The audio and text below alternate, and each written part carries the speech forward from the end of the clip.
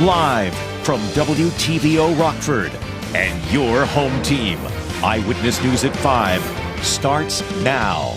A child is dead days after getting hurt during a holiday parade in Wisconsin. The suspect appears in court as the death toll grows to a half dozen people. More than a decade after hunters locate the body of an unidentified girl, Wisconsin police say the victim is from Rockford. Investigators piece together a timeline of events. And it might be sunny lately, but snowstorms will be here before we know it. Rockford's Public Works team's gearing up for winter with some new equipment named by the community. Good evening, I'm Mimi Murphy. And I'm Eric Wilson. A Wisconsin prosecutor says a sixth person has died as a result of the deadly attack at a Wisconsin holiday parade. The AP reports the victim is a child. 39-year-old Darrell Brooks was in court today. He's charged with 5 counts of first-degree intentional homicide after allegedly plowing into a crowd during a community celebration. The district attorney's office in the case says they will consider a 6th count after today's death. 13 years after a Jane Doe's remains are discovered in Wisconsin, investigators link the body to Rockford. Police say it's Amy Yeary, the teenage girl who was last seen alive in Beloit in 2008. Michelle Rave joins us with the latest on the case. This investigation has spanned over a decade, and it's being seen a breakthrough as Wisconsin law enforcement is able to identify a Jane Doe as a Rockford teen. 13 years ago today, on November 23, 2008, 3 hunters reported they had found the remains of a decomposed body. At the time, the body was listed as a Jane Doe. Fast forward to November of 2021, and the Jane Doe was identified as Amy Marie Yeary from Rockford. We've always remained optimistic that someday we would be able to identify Jane Doe, and that is why this case has continuously been assigned to detectives since the investigation began. The Fond du Lac County Sheriff credits advancements in technology to help ID her. Experts recommended that we exhume her body to collect bone, tooth, and hair samples in order to conduct new forms of forensic testing that did not exist back in 2008. Amy would have been 18 years old when she died in 2008.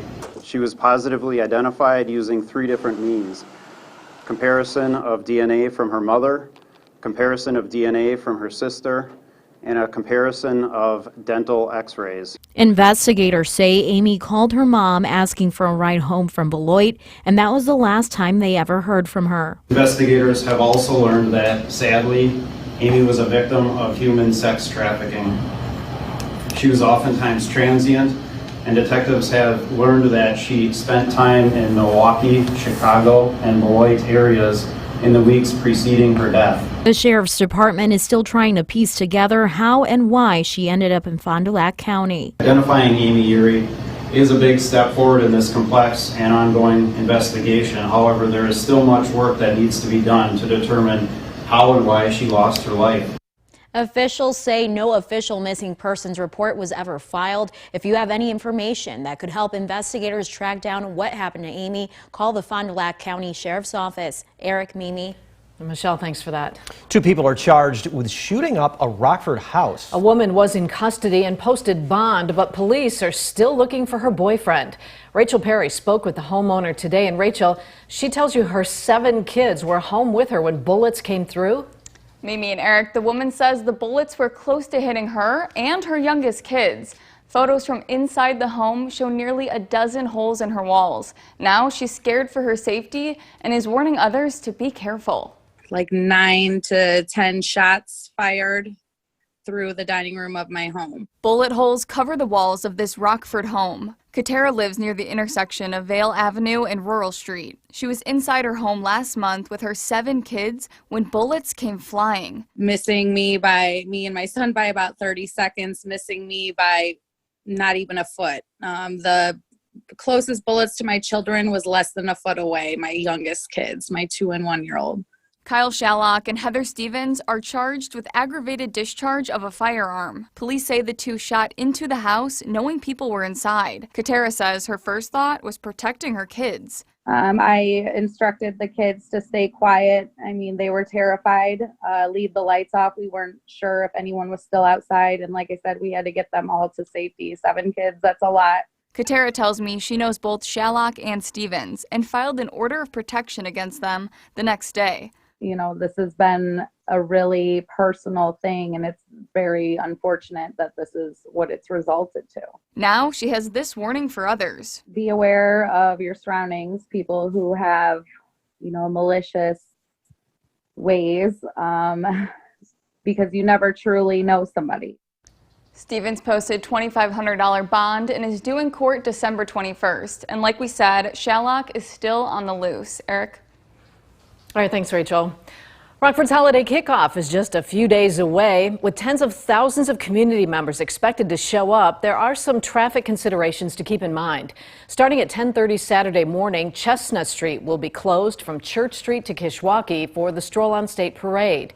In addition to traffic concerns, safety is on the minds of many Rockfordians after the holiday parade tragedy in Waukesha. Mayor Tom McNamara says local law enforcement are trained for large events like this, and that's nothing new this year. Stroll on State's been doing a marvelous job now for a decade, and I would say our team has been preparing, just so every resident understands, we've been preparing for these kind of worst case scenarios now for a decade. We've been fortunate that we haven't had to utilize our plans for them.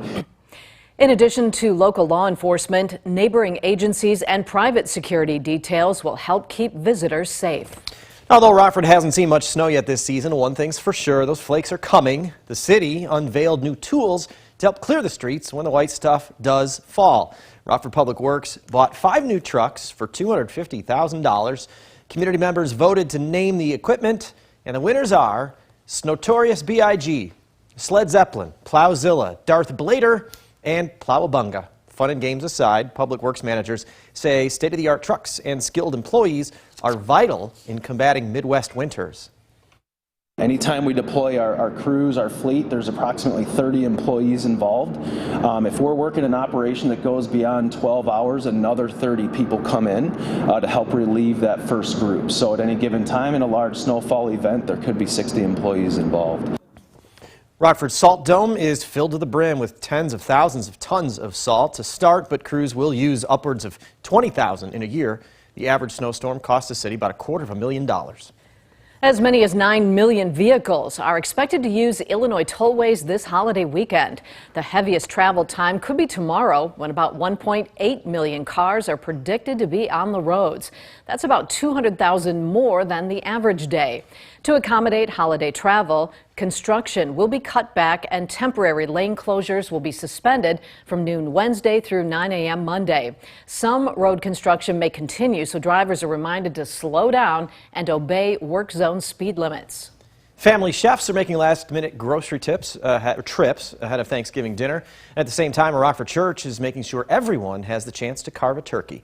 City First handed out 250 meal kits complete with bird, fresh produce, and other seasonal fixings. This is far from the first time the congregation's handed out groceries. City First has partnered with Northern Illinois Food Bank 19 times since the COVID pandemic started. Leaders say it's an honor to make an impact.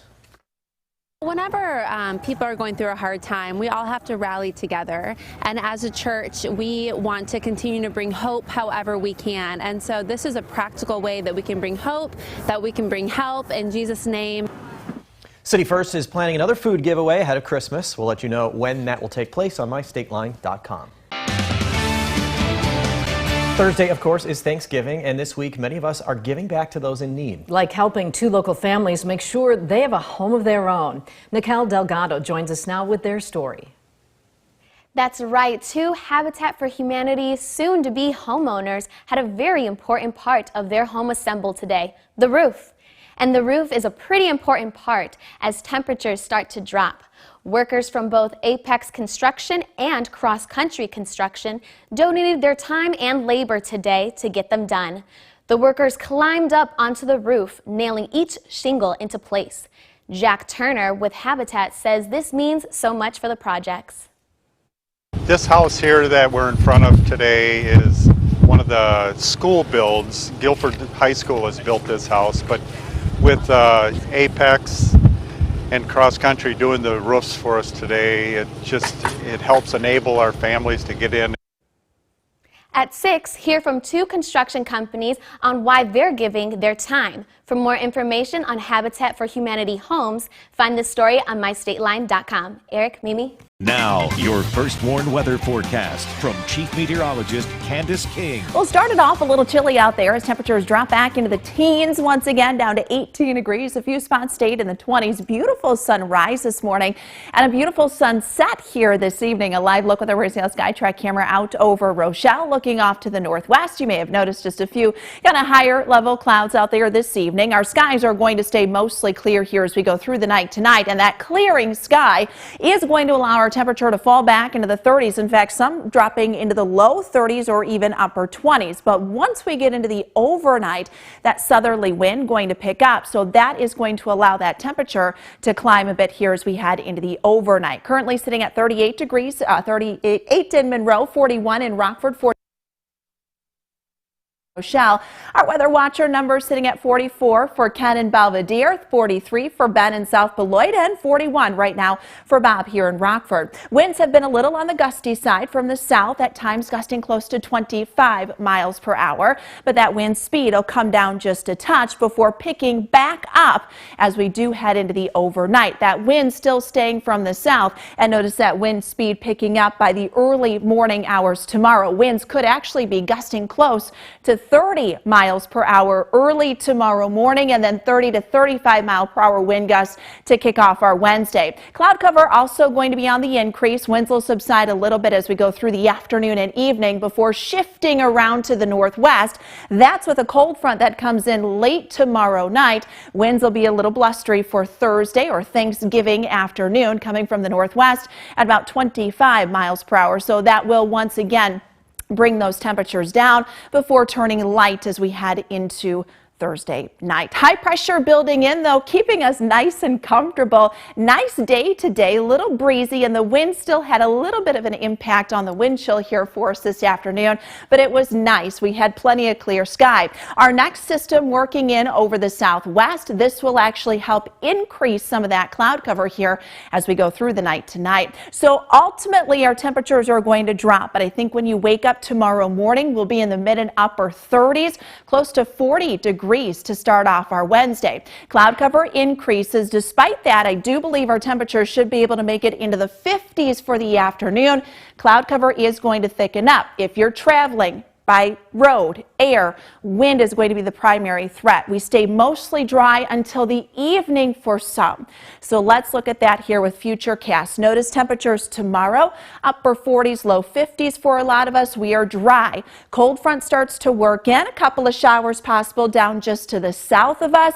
And I think our far southern counties, so anywhere maybe from DeKalb to right around or south of Rochelle, extending down towards Sterling, you could be right on the northern edge of some of those showers that develop before then pushing to the south and southeast Wednesday night into Thursday. Thursday going to start off with a cloud cover, temperatures in the 30s, and then will drop for much of the afternoon before we start to see things clear out as we head into Thursday night. It is possible that we may get a flurry or two early Thursday, but not overly concerned with that. Watching those system guys for Saturday, that could bring us a rain-snow mix towards the afternoon and evening. Now, the Napleton Sports Desk with Sports Director Scott Leber. Will the Bears game Thursday in Detroit be Matt Nagy's last as the team's head coach? That speculation has been running rampant today following a report by Patch.com that it will be Nagy's last game.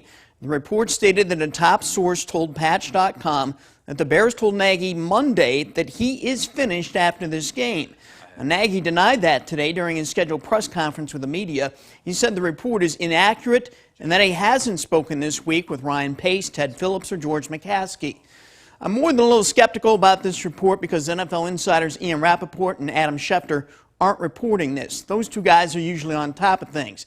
And second, telling Nagy he will be fired after Thursday doesn't make sense. But then the Bears quite often don't make sense.